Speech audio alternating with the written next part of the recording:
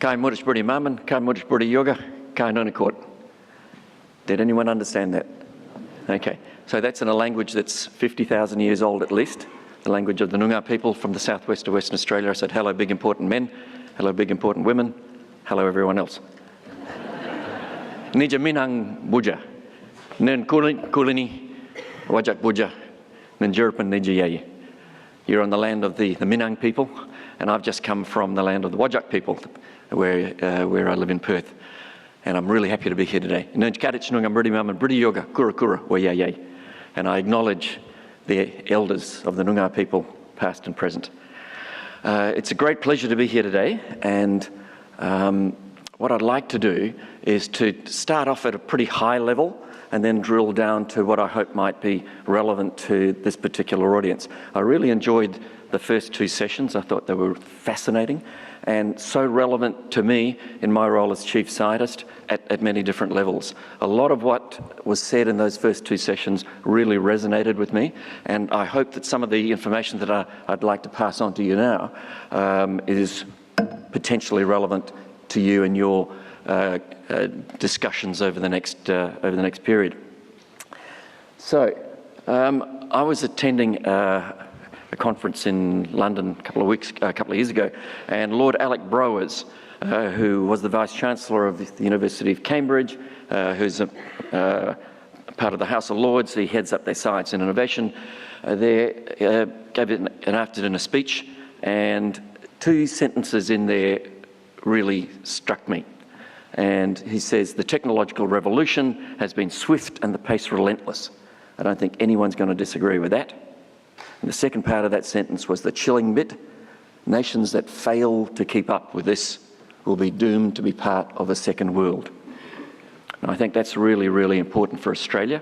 We have invested enormously over many, many years, or many decades, to make sure that we are a sophisticated high-tech society that values knowledge.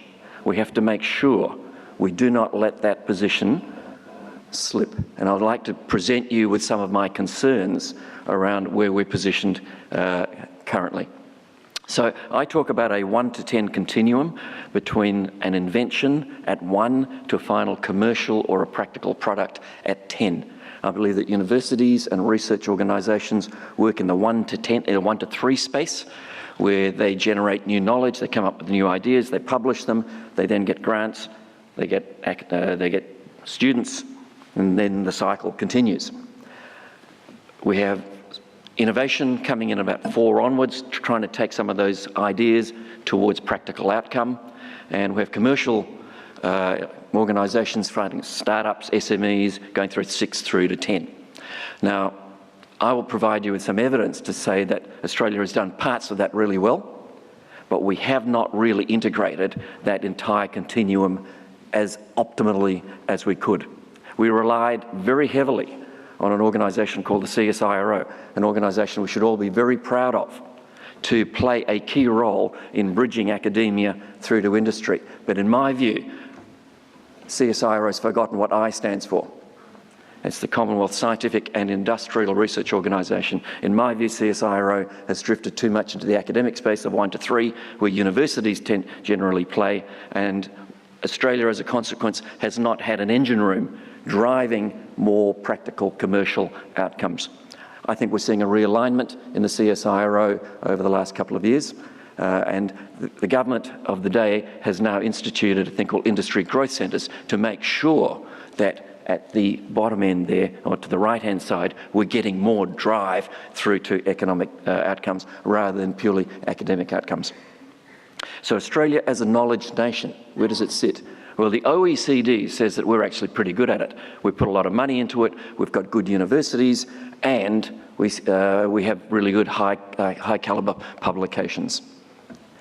If you look at the amount of new knowledge that Australia generates, it generates between 3 to 4% of the world's new knowledge each year. And you'd go, well, 3 to 4%, that's not huge. But when you think of our population being 0.3% of the world's population, that means we're generating new knowledge at 10 to 15 times what we should be on a per capita basis. So this says we're pretty good at it. The OECD rankings there, we're in essentially the top 10. We have 6 universities in Australia that are in the top 100 in the universities in the world, and there are 2,000 plus universities. So that says that group of 6 universities in the top 100 are doing exceptionally well. And there's a new category called the top 100 under 50 years old. So these are the new universities. And Australia has 16 universities in the top 100 less than 50 years old. That's something we should be incredibly proud of. Our tertiary education sector is doing us proud, right? We have to make sure that that sector continues to flourish. For your information, you know, the higher education sector brings in $18 billion a year, which ranks it between 3 and 4, depending on the seasons and how well wheat's going, in terms of bringing dollars into Australia. So we've got a stack of Nobel Prize winners for a dinky little country out in the middle of nowhere. You know, this is pretty impressive. Here in Western Australia, we've got Barry Marshall and Robin Warren. So they discovered that stomach ulcers are not actually caused by stress. You don't need to go to a surgeon to get your guts cut out. And they discovered it was actually a bacterium that can live in the acidic environment of your stomach, and all you need is antibiotics. Put a whole lot of surgeons out of business. So if you're looking at innovation, which is the next step from invention, right, we're starting to take things into practical outcomes. Australia still ranks pretty well. We're in the sort of the top 10 to 20, which is not surprising for a G20 nation. 10 minutes already? You're kidding me. I'll have to talk fast. Sorry, folks. I reckon the introduction must have been a bit more than... Anyway. You didn't need to know what my history is all about. This is more important. This is really, really, really important here. If you look at the OECD rankings, Australia does not do well in terms of taking those bright ideas into practical outcomes. Innovation efficiency, which is one of those measures, we rank 81st in the world. Knowledge diffusion, which is patents and royalties from discovery, 78th in the world. You know, those sorts of stats. If this was the Olympic Games, right? There'd be a hue and cry. There'd be a royal commission. You know, how can we allow ourselves to be in that sort of position? And have a look at the last two there. The OECD, firms collaborating with academia, right? Our industries do not collaborate with academia. We heard about collaboration in the previous session, right? We rank worst in the OECD between industry and academic consultation. And our firms do not collaborate globally, and we rank really low in the OECD. So we got some work to do. So we're good at research, good at innovation, really poor at transforming that into economic benefits. We don't collaborate particularly well. I really worry that we don't have enough STEM graduates. That's science, technology, engineering, and mathematics. You'd expect a chief scientist to say that, but as far as I'm concerned, that's the reality. And we've got too many of our PhD graduates expecting to go back into academia rather than going into industry. In Australia, about 3/4 of our PhD graduates end up going into academia or research. If you go to Europe, you go to North America, 3/4 of them end up going into industry. We've got to redress that. So why is STEM education important? For me, I draw your attention to, whoa, done it again, fat fingers. That second point there. I believe the core competencies associated with science, engineering, mathematics, and so on are really, really important. Not the content, but the critical thinking, the creative thinking, the problem solving, the innovative approaches. That mindset is really important for the future. I believe that the amount of curriculum content that is actually pushed on kids these days actually crushes creativity and crushes curiosity, which is unfortunate because we really want our kids to be bright and thinking as widely as possible. And I cannot for the life of me believe why we do not insist on science and mathematics being compulsory in Year 11s and Year 12. So if you look at the future job predictions, SEGRA, the Committee for Economic Development in Australia, predicts that 40% of current jobs will disappear in the next decade, essentially. That means 5 million Australians will not have the same job, right? So we want our kids well placed to take over the new jobs, but what are we going to do with the 5 million people who have been displaced? That is a conversation I think Australia has not had, and it's something we really need to think about because it's on our doorstep. It's estimated that 75% of all new jobs are going to require STEM skills. So why haven't we been insisting that our kids are well versed in those skills? CSIRO says we need to have people who are nimble, agile, flexible, and great problem solvers, the sorts of things that STEM brings to anybody. Here's a chilling stat that I found from the OECD. If you're looking at complexity of exports, Japan ranks as the most sophisticated in providing the most complex export system. If you look at Australia, we are at the very bottom. At the very bottom. And it's because we rely so heavily on our resources sector. Right? We have really good industrial mechanisms internally, locally, but too much of our industry is inward focused and not looking over the horizon and going global. That's a real challenge for us. And you see that challenge when commodity prices fall, when the price of iron ore falls, when the price of oil and gas falls. Suddenly your major exports are hit and the nation as a whole is hit. So I believe that Australia is suffering from what's called the curse of the natural resources. It's also known as the Dutch disease, where countries, this is an economics paper, by the way, it came out in about 2001, where countries that are blessed with natural resources find the cost of living escalates, other industries become uncompetitive, exports become expensive, complacency sets in, innovation falls off, entrepreneurship disappears. Now, I don't know about you, but I think there are some parallels with Australia, and I think we need to really readdress that situation. So there's a bunch of other challenges. I'm running out of time. Woohoo, 5, okay. Time flies when you're having fun, folks, let me tell you. There's a whole bunch of things that I could talk about that we really need to turn around. But the fundamentals in Australia are there to be a really, really sophisticated knowledge nation. We just need to get our act together. So one of the really interesting things that I've discovered is, and this I heard it was a buzzword earlier, talk about creativity in the creative class. Well, I'm sorry if it's a buzzword, but I think it's relevant to this discussion. There's an index called the Global Creativity Index, and it measures talent, technology, and tolerance. And Australia ranks #1 in the world. So people from the outside looking at us think we're doing all right because we are #1 in terms of creativity. The UN, in terms of quality of life, ranks us 2, sustainable development, happiness. You know, we're ranked 9 in the world despite some of the doom and gloom that we heard earlier. And our cities, we've got 3 or 4 cities in the top 10 in the world. You know, we're doing something right here, but we could do it a little bit better. So my very simple thesis is that bright people come up with bright ideas. The challenge is how do you attract them, how do you retain them? And I think that comes down to the nub of a lot of the discussion around SEGRA. It's not just a regional issue. Let me tell you, it's an issue within cities as well because the creative class are very mobile. So this creative class that's been defined by a guy called Richard Florida describes them as passionate, aspirational, open-minded, risk-takers, value creativity, and are mobile. They will go where they feel that they're valued, where they can go and get funky music, great food, great wine, do all sorts of things and be creative. Those are the sorts of people you really want to attract and retain. So why is innovation important? I think innovations should be embedded in absolutely every organisation.